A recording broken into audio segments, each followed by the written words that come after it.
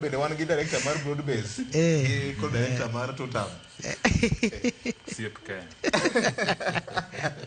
Sibu Mbija penjo ano kanyo gimoko penja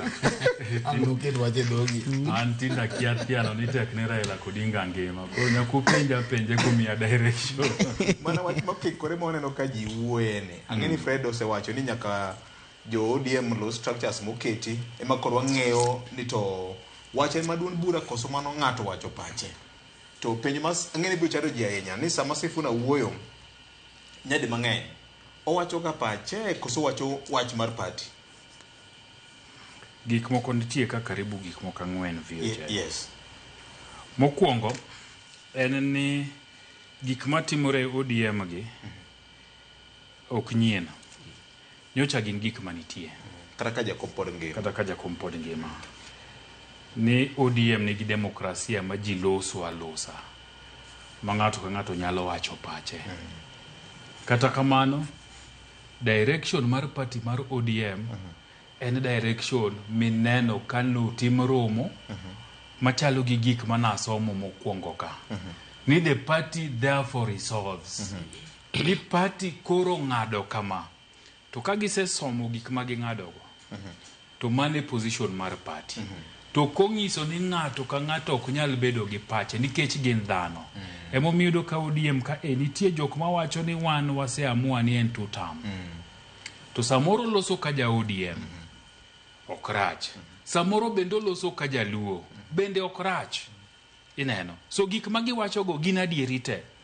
to ODM ka bende yudo ka jomoko wacho ni gin ka jatend piny obiruogo ni bire chungi ODM kaka jomoko kwae to bende gidar bende na pachgi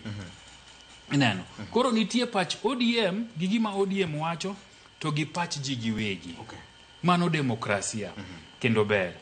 but waduokie chien gimomiyo gigi timore ing'eni kiwinjo ka joma nigi lemo ODM loso to nyaka ikwongi penjre ni to lemo gi giyudo nade ang'omiyo gintiere lemo mar chama ni ODM nigi deputy party leaders adiwa adek tadiera makende en ni ng'enygi gin jok mabed ni national delegates yiero ok de gibede lemoge ne gin jok manoyier mondo gichop kuma ne jomoko wuoke ne nitie deputy party leader ariyo achiel luongo ni Ali Hassan Joho kano yiere makoro dhi bedo jatend migawo to ne nitiere nafas mar deputy party leader to nikech jo Mombasa emane ni kode ni miyo ng'ato ma kanye Mombasa kaka Abdul Samad no yudo nafas no deputy party leader mar ariyo ne wuok Western kate oganda mar Abaluya mane en Wycliffe Oparanya to kano Oparanya oyier jatend migawo ne nitiere need mar timang'owa rwako ng'ato kar Oparanya emomiyo noket Godfrey Osotsi Simba Arati ma deputy governor deputy party leader mar adek ne donjo nikech oganda ma Jokisika ne nitiere treasurer kekata pod entie Timothy Bosire ndise ne mogik e chenro mag ODM karang'o mogik nano ne komie lemo moro to watamore Timothy Bosire nyo kosebedo ka wuothe patika chiel gi jo ODM gi ma bende gimomiyo wacho ni Jakom neno matut en ni noseneno ni chal ni Timothy Bosire ni nyalo timang'owa bolo ODM piny mondo rwak law ma jomoko emomiyo Simba Arati iketo kanyo mondo safeguard interest mar oganda mar Omugusi ni gin bende gin ang'owa gin e ODM ineno so nyaka okwongo apenjre ni to sama giloso ne emomiyo kanyo Osotsi loso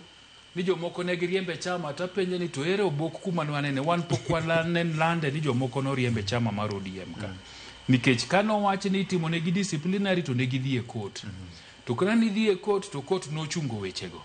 to chien kanyo bang'e ne gibedo gi romo gi Raila Odinga Raila Odinga wacho ni koro rwako gi ang'owa e ODM kendo so jok mano riembi onge gima timore sani ODM en ni ng'ato ka ng'ato temo rito kare ng'ato ka ng'ato rito moke kalure gi gima dhi timore 2027 emomiyo jok ma pod nong'eyo maber ni ka onge Raila Amolo Odinga to onge chama mar ODM ni to onge ng'ama diyiergi. Gine ma giutemo wacho ni nikech ging'e ni nitiere gimoro miwacho ni Gen Z. Gitemo align godo ni nyithindo gibro gone gi kura ka gichung'. Nikech koketgi e kura achiel mar ODM kata mar nomination to gima giyudo onge. Koch koro osedonjo kuomgi. Koro emomiyo nyaka giwach gik mabiro timo ang'owa mabiro miyo nyithindo ma jo Gen Z manye giwacho ni mok dwar William Ruto gi winj wachgi mondo gine ni magi jowa.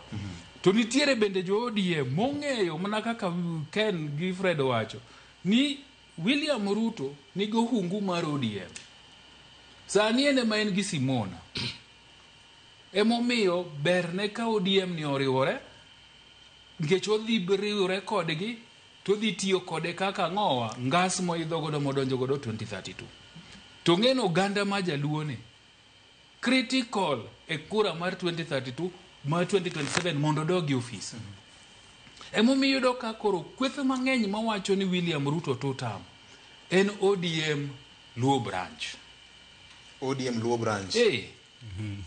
To gi ODM Coast branch. Jok miko ni traditional bases mag Raila Amolo Odinga. Ema wacho ni nyaka watim ang'owa, nyaka wa support William Ruto nikech ging'eyo jok mok ginyal tiyogo. Nikech adira makende ne ODM to gi UDA kata Kenya Kwanza osingore nyaka 2027. But wapenjere ure penje mesa ka. Okadwa ni wapenje jo mawinjo kata nenowa. Bendi pari ene Rigathi Gachagua nyalo bet kamoro gi jo ODM nigi pango Kenya.